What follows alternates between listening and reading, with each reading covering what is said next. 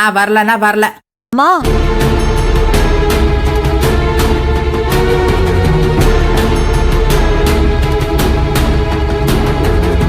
என்ன யாருமே ஒன்றும் கிளம்பாம இருக்கீங்க? என்னாச்சுமா? ஏன் ரெடியாம இருக்கீங்க? மாப்ள அக்கா வரலையா மாப்ள? அத்தை, உங்களுக்கு என் மேல எவ்வளவு கோவம் இருந்தாலும் வருத்தம் இருந்தாலும் அதெல்லாம் மனசுல வச்சுக்காதீங்க அத்தை. என்ன மன்னிச்சிருங்க அத்தை.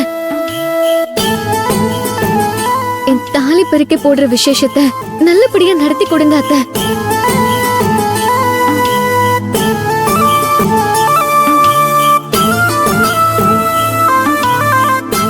இத நான் எனக்காக கேட்கல அத்தை, மாமாக்காக தான் கேக்குறேன். மாமா இந்த விசேஷத்தை நல்லபடியா நடத்தணும்னு ஆசைப்பட்டுட்டு இருக்காரு. அவர் கூட நின்னு நீங்க இந்த விசேஷத்தை நடத்தலன்னா அவர் மனசு ரொம்ப வருத்தப்படும் அத்தை. வருத்தப்படட்டும்டி, நல்லா வருத்தப்படட்டும். நான் வருத்தப்படுற மாதிரி அவரு எவ்வளவு பண்ணிருக்காரு. இப்போ அவரு வருத்தப்படட்டும். நான் உனக்காக மட்டும் சொல்லல, அவருக்கும் சேர்த்து தான் சொல்லிட்டு இருக்கேன். என்னால வர முடியாது. அத்தை, அப்படி எல்லாம் சொல்லாதீங்க அத்தை. நான் வேணா உங்க கால்ல கூட விழறாதே.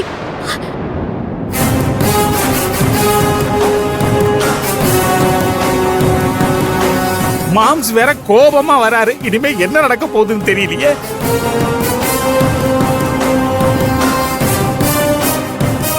மாமா, அத்தை, நீ எதுக்கு மரியாதை தெரியாதவன் காலில் விழுந்து கெஞ்சிட்டு இருக்கிற? அப்படியெல்லாம் கெஞ்சி கூப்பிட்டு யாரும் வரணும்னு அவசியம் கிடையாது. முழு மனசோட வந்தா போதும். வரலன்னா வீட்டுக்குள்ளே உட்காந்து கிடக்கட்டும். இல்லங்க மாமா. பூனை கண்ணை முடிக்குச்சுன்னா பூலோகம் இருண்டு போச்சுன்னு நினைச்சுக்குமா. அந்த மாதிரி இவளுக்கு நினைப்பு இவையெல்லாம் எதுவுமே நடக்காதுன்னு. அவ இல்லாம எப்படி சீரும் சிறப்புமா நடத்துறதுன்னு எனக்கு நல்லா தெரியும். நான் நடத்தி காட்டுறேன் வாங்க. இல்லங்க மாமா, நீங்க ஒரு வார்த்தை அத்தைய கூப்பிடுங்க, கண்டிப்பா வருவாங்க. கூப்பிடுங்க மாமா. என்ன ஏற்கனவே எல்லாருக்கும் சொல்லியாச்சு. தனித்தனியா வெத்தலை பாக்கு வச்சு கூப்பிடுவாங்களா அவங்கள?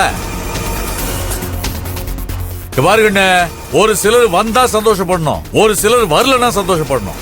இப்ப நீ சந்தோஷம் தான் படணும். வாங்க.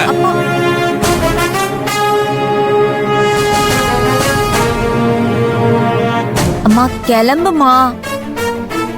ஏய் போடி. வாமணி போயிடலாம். அக்கா நானும் போயிட்டு வந்துடுறேன். ஏய் போயிடு, போடி.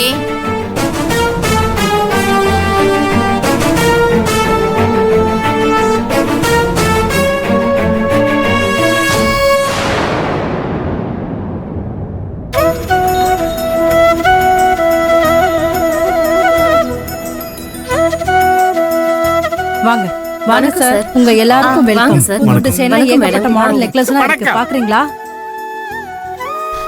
அதெல்லாம் வேணாம். தாலி பெருக்கி போறதுக்கு குண்டு நாணல் செயின் எல்லாம் பார்க்கணும். அப்படியா? வாங்க பார்க்கலாம். வாங்க வாங்க வாங்கம்மா.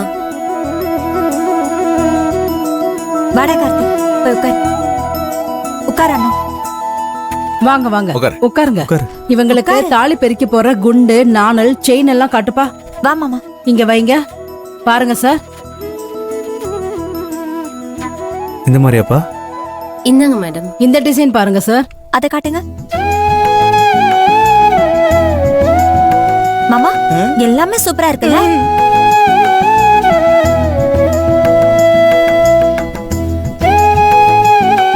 மணிமணி, நகை கடைக்குன்னு வந்துட்டோம். புதுசு புதுசா நெக்லஸ்ல புது டிசைன்லாம் வந்திருக்குன்னு சொல்றாங்க.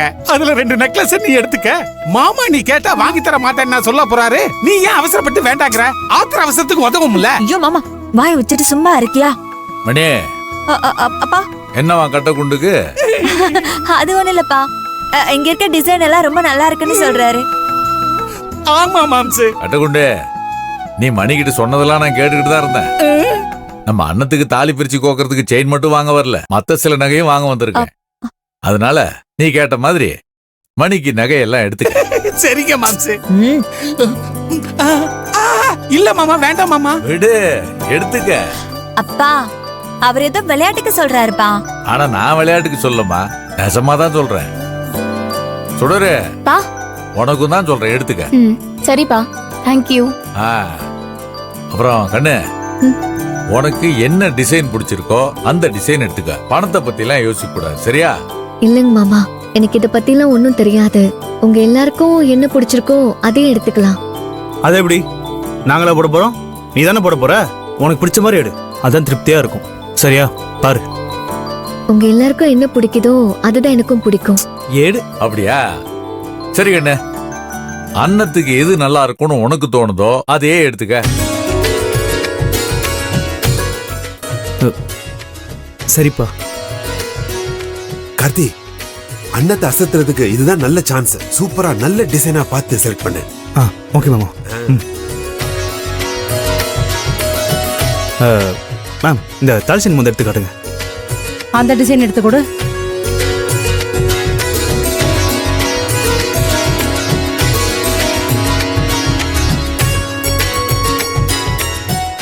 பா எனக்கு ஒரு டவுட்ப்பா. கேளு கண்ணு. கல்யாணமான 3வது மாசத்துல தாலி பிரிச்சு கோக்குற ஃபங்க்ஷன் எதுக்காகப்பா நடத்துறாங்க? அதாவது கண்ணு, கல்யாணத்துல தாலி கட்டினத தாலி பெருக்கி கோக்குற அன்னைக்கு தான் அத ஒரு தாலி சரட்லயோ இல்ல தாலி செயின்லயோ சேர்த்து கோப்பாங்க. அப்படி பெருக்கிறது எதுக்குன்னா, குடும்பம் பெருக்கணும், அவங்க வாழ்க்கை பெருக்கணும்ன்றதுக்காக.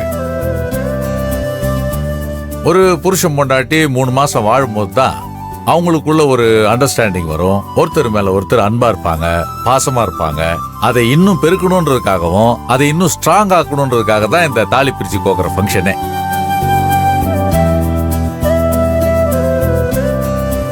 அந்த குண்டோட சேர்த்து தாலியும் கோக்குறது புருஷனும் பொண்டாட்டியும் ஒன்னா சேர்ந்து இருக்கணும்ன்றதுக்காக தான்.